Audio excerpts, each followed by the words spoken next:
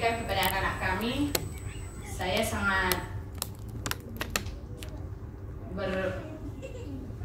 luar biasa lah pokoknya kalau guru TK penilaian saya, karena begitu sabar untuk menghadapi anak-anak kami yang masih kecil dan dalam pembentukan karakternya. Semoga TK Valentin semakin jaya ya teacher, diberkati Tuhan, semakin bertambah-tambah muridnya ya teacher. Untuk orang tua juga, untuk kita orang tua di sini semakin diberkati Tuhan, apapun yang menjadi pekerjaan kita diberkati Tuhan. Apalagi anak kita sekarang udah naik lagi satu level, udah masuk ke SD, jadi udah lebih banyak lagi biaya. Semoga Tuhan memberikan panjang umur, kesehatan bagi kita semuanya, dan apapun yang kita kerjakan semakin sukses.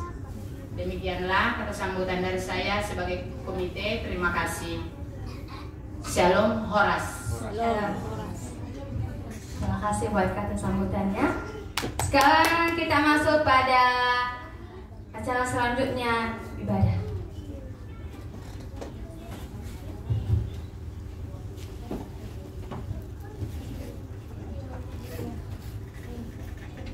Oke, salam Bapak Ibu. Sekarang kita memasuki acara ibadah pelepasan TK Valentin angkatan 11 tahun ajaran 2023-2024. Oke, yang pertama, mari kita menyanyikan lagu Ya Tuhan Tiap Jam.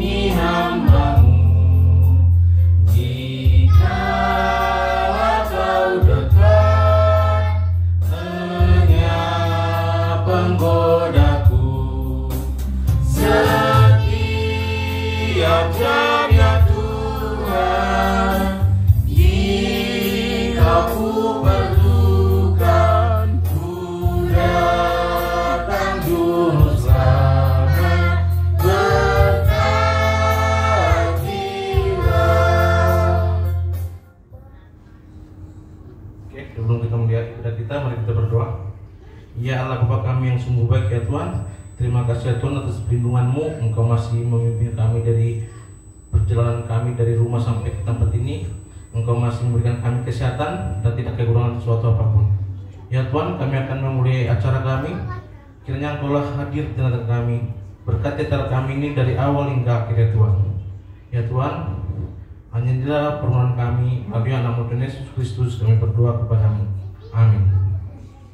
Oke, sebelum kita mendengarkan ayat apa?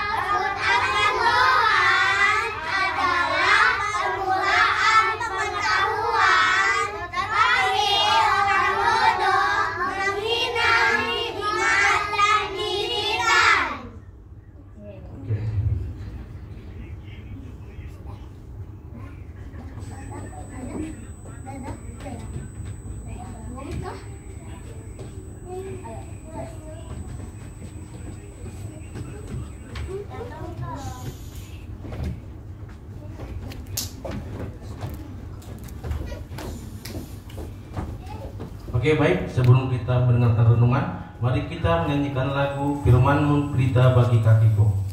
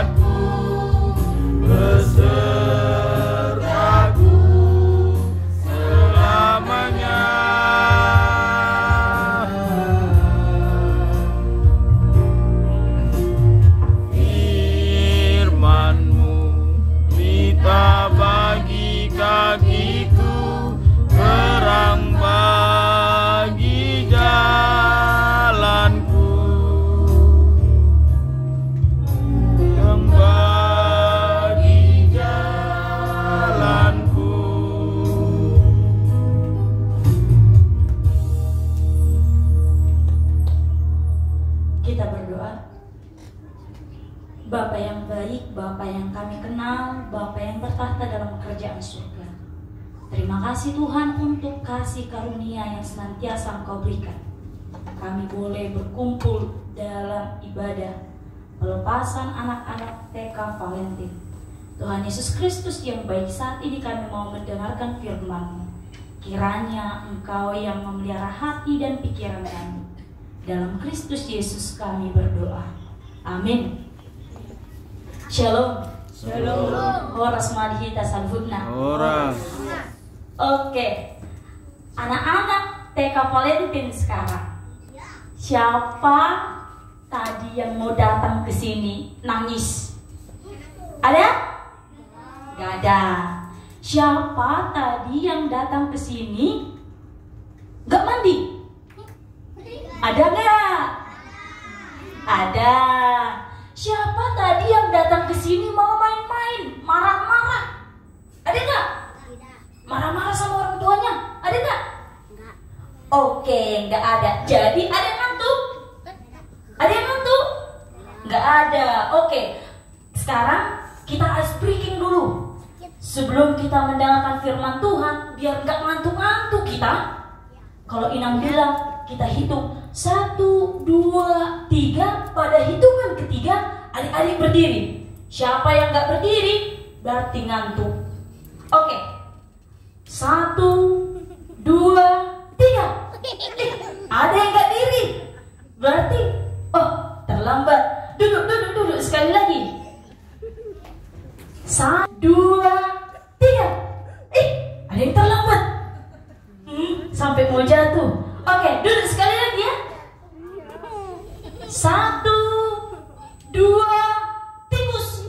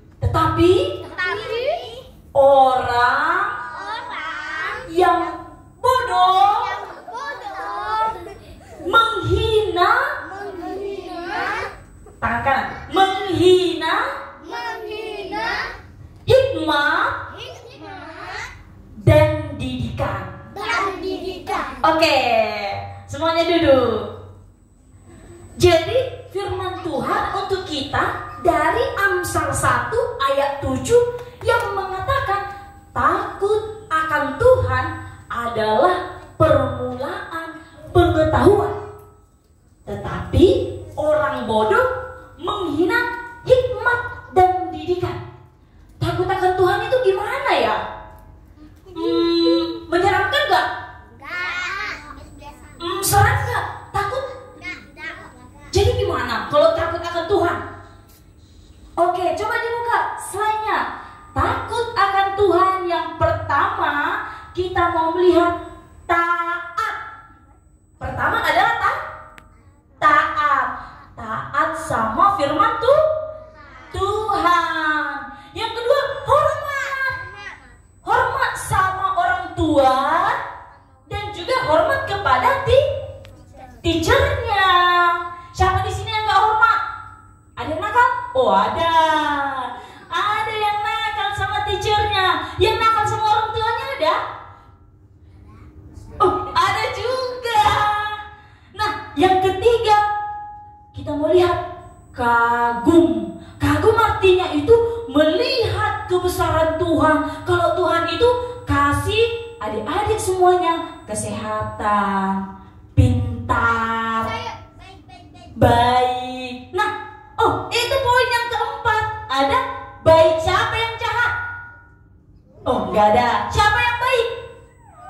Nah, bagus. Baik berarti kita mau membantu orang lain. Kalau misalnya nggak ada pensil temannya, dipinjamkan sama temannya.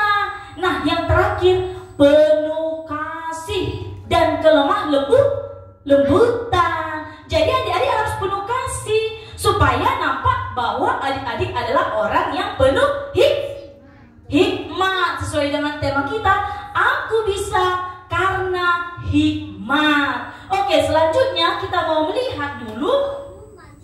Kemudian, tadi yang pertama itu takut akan Tuhan menunjukkan adalah taat. Wujud dari takut akan Tuhan adalah taat. Dia nggak tergoyahkan pada keinginan-keinginan dan kehendak-kehendak Tuhan.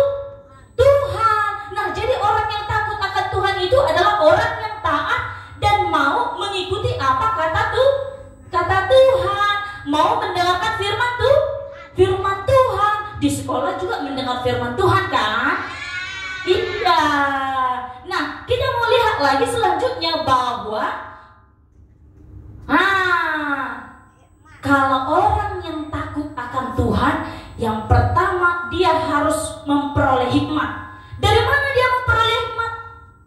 Yang pertama, hikmat diperoleh dari sikap yang takut akan Tuhan.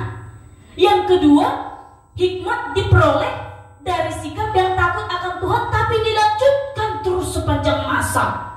Artinya setiap waktu dia harus berada dalam firman Tuhan itu. Nah, jadi kita semua juga harus penuh hikmat. Di dalam pengetahuan kita, dalam kehidupan kita harus tinggal dan diam bersama-sama dengan firman-Nya. Maka orang yang berhikmat adalah orang yang mau dipimpin oleh Roh Kudus. Yang ketiga, hikmat diperoleh dari penerapan pengetahuan. Jadi orang yang berhikmat memiliki pengetahuan, hikmat dan didikan. Selanjutnya kita mau melihat bahwa mungkin kita semuanya Bapak Ibu berpikir bagaimana hikmat itu. Nah, apakah hikmat itu sama dengan pengetahuan? Hikmat dengan pengetahuan itu justru ada sedikit perbedaannya. Ada orang punya pengetahuan yang banyak, teori bisa, mampu banyak ilmunya, tapi belum tentu dia berhikmat. Jadi untuk adik-adik sekarang semuanya harus berhikmat. Hikmat itu adalah sikap dasar yang mempengaruhi seluruh kehidupan. Hikmat itu bagus kita memiliki pengetahuan, tapi harus berhikmat. Dengan berhikmat kita bisa membedakan sikap yang baik dan yang buruk. Adik-adik tahu nggak apa itu sikap yang baik? Gimana sikap yang baik? Sopan. Sopan. Apalagi? Menurut teman. Apa? Apalagi sikap yang baik? Membantu teman. Membantu teman. Apalagi? Berbagi. Apalagi? Bermain. Bermain. Bermain pada waktunya. Ya jangan belajar terus, ya kan? Nah, sikap yang buruk itu gimana? Baik sama teman. Yang buruk? Sikap yang buruk? Marah. Malas. Apa lagi? Membentak. Membentak. Apa lagi? Perempuan dulu. Perempuan. Mana nih suara perempuan? Marah. Apa lagi? Bilang sama orang tua. Melawan sama orang tua. Siapa yang pernah? Gak ada? Semuanya baik? Ih, di sini orang tuanya baik. Puji Tuhan, baik semuanya sama orang tuanya. Berarti anak-anak yang berhikmat adalah anak-anak yang bisa membedakan yang baik dan yang tidak baik.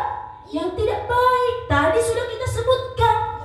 Iya, kemudian kita mau melihat hikmat itu bagaimana. Nah, hikmat ada hubungannya dengan pengetahuan. Jadi kita tidak bisa hanya hidup dengan pengetahuan, kita juga tidak bisa hanya berhikmat. Artinya pengetahuan dan hikmat harus selaras, harus berjalan bersama. Hikmat diperoleh dari kesanggupan menerapkan pengetahuan secara benar. Hikmat diperoleh dari kesanggupan dalam menjalankan kehidupan yang sesuai dengan firman Tuhan. Nah, untuk kita semuanya, supaya kita nampak berhikmat, adik-adik semuanya pasti mau masuk SD lagi kan? Ada yang gak mau SD? Ada yang gak mau SD? Ada yang mau masuk SD ada? Semuanya mau masuk SD. Satu orang lagi. Semuanya mau masuk SD. Nah, jadi adik-adik, karena mau masuk SD lagi kan, pelajaran di TK itu mungkin akan lebih tambah lagi kalau udah masuk di SD. Jadi mulai sekarang harus giat dan mau belajar bersama, mau giat semangat belajar. Orang mau masuk SD berarti dia pengetahuannya harus tambah naik levelnya. Nah, kemudian kita mau melihat dari slide selanjutnya bagaimana seberapa penting hikmat itu. Jadi hikmat itu sangat penting dalam kehidupan kita. Dan kalau dia dana kita akan atoras tongdo, sangat penting kita memiliki hikmat. Yang pertama, hikmat Allah tidak sama dengan hikmat dunia. Itulah betapa pentingnya hikmat itu. Yang kedua, Kristus adalah puncak dan sumber hikmat Allah. Yang ketiga, nasihat Paulus. Paulus dalam kehidupannya selalu dia meminta supaya dia bisa berhikmat. Dan bukan hanya itu saja, Salomo juga dia meminta hikmat. Apa yang diminta oleh Salomo? Hikmat. Dia tidak hanya meminta kekayaan. Penting uang, penting. Tapi selama dia memimpin sebagai seorang raja, dia mau terus berhikmat. Maka ketika diperhadapkan dengan dua wanita yang menganggap Iseno omak nyon Sony, siapa ibunya dari anak-anak itu? Iya. Oke. Nah, Salomo meminta hikmat biar dia bisa memutuskan segala sesuatunya. Adik-adik semuanya udah tahu nggak gimana sekolahnya? SD, mau masuk SD udah tahu nggak? Udah dipilih? Udah? Kemauan orang tuanya?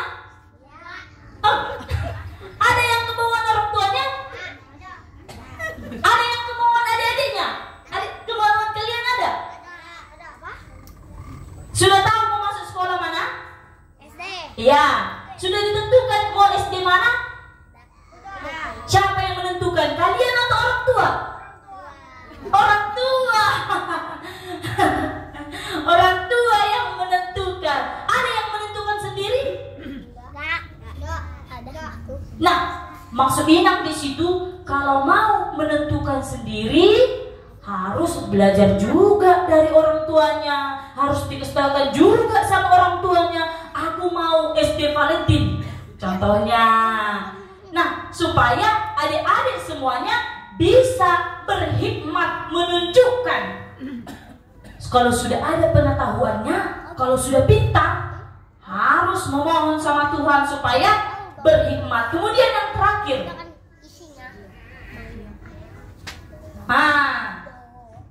orang yang memiliki hikmat bukan hanya pandai dalam melakukan sesuatu, tetapi melakukannya dengan benar, adil, dan jujur. Orang yang takut akan Tuhan tahu bagaimana dia harus hidup, bagaimana dia harus mengatasi masalah, bagaimana dia harus mengambil keputusan, dan bagaimana harus berdiri tegak di tengah badai kehidupan yang harus kita hadapi. Mungkin Bapak Ibu saudara-saudari semuanya, mungkin anak-anak ini belum tahu menentukan apa pilihannya. Mungkin anak-anak ini belum tahu menyelesaikan permasalahannya. Kita sebagai orang tua, kita yang menuntun anak-anak itu menentukan pilihan sekolahnya penuh dengan hikmat. Jadi bukan hanya penting hanya pengetahuan bagi anak-anak, tetapi yang lebih utama penting juga adalah memiliki hikmat, memutuskan yang terbaik. Kita sebagai orang tua pasti ingin supaya anak ini masuklah di sekolah yang terbaik, masuklah di sekolah internasional. Harapan kita supaya mereka sukses. Itu adalah harapan yang baik. Tapi harus kita ingat, kalau tidak berhikmat juga kurang baik. Oleh karena itu, hikmat dan pengetahuan harus selaras, harus berjalan berdampingan. Supaya apa tadi? Dengan pengetahuan, dia tahu banyak ilmu, dia tahu banyak teori. Tapi dengan berhikmat, dia tahu apa yang harus dia putuskan, apa yang harus dia lakukan, mana perbuatan yang baik, mana perbuatan yang benar. Aida danak dominasida. Maka kita sebagai orang tua, kita yang menuntun, kita yang mengarahkan anak-anak itu untuk memilih, untuk memiliki pengetahuan, untuk berhikmat. Dan juga untuk adik-adik sekalian, belajar 1 tahun di TK Valentin, iya kan? Sudah banyak, sudah ada yang tahu membaca? Halo, shalom. Oke, kayaknya mau ngantuk ini. Kalau Inang bilang, apa kabar? Jawabnya, sehat, kuat, ceria. Hahaha. Ketawa ya terakhirnya ya. Apa kabar? Sehat, kuat, ceria. Ulang ya, terakhirnya ketawa ya. Apa kabar?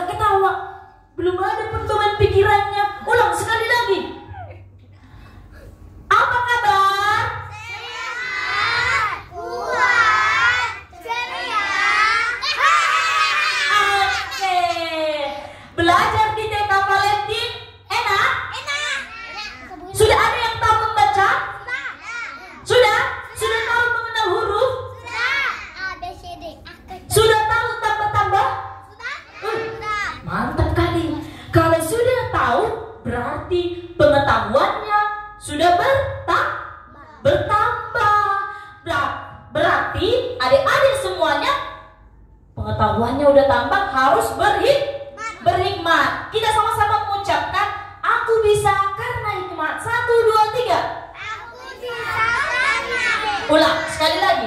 Aku bisa karena hikmat. Aku bisa karena hikmat. Oke, amin. Kita berdoa. Ya Tuhan Allah Bapa, terima kasih untuk firman-Mu yang boleh kami dengarkan di sore hari ini. Tuhan Yesus Kristus yang baik, saat ini kami beribadah dalam rangka pelepasan anak-anak didik TK Valentin. Mereka akan memasuki masa-masa sekolah dasar.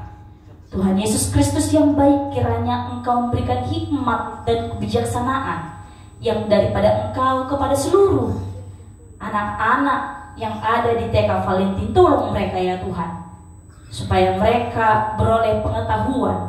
Kiranya Engkau yang memberkati tumbuh kembang mereka ya Tuhan, supaya mereka juga boleh menjadi anak-anak yang dapat menyenangkan hati-Mu. Begitupun juga ya Bapa, untuk guru-guru yang mengajar di TK Valentin. Tuhan kiranya berikan kesehatan dan kekuatan kepada mereka. Berikanlah ya Bapa kesabaran kepada guru-guru dalam mendidik dan mengajari anak-anak yang ada di TK Valentin. Tuhan Yesus Kristus, kami mendoakan seluruhnya orang tua dari anak-anak didik di TK Valentin. Apapun pekerjaan mereka yang Bapa, kiranya Engkau memberkatinya. Kiranya Engkau memberikan kesehatan, kekuatan, dan juga panjang umur kepada orang tua agar boleh mengajari, mendidik anak-anak menjadi kesukaan bagi nama-Mu ya Tuhan. Tuhan Yesus Kristus, ampuni kami Tuhan untuk kesalahan dan dosa yang kami perbuat, supaya kami layak sebagai anak-Mu. Dalam nama anak-Mu Tuhan Yesus Kristus kami berdoa, amin.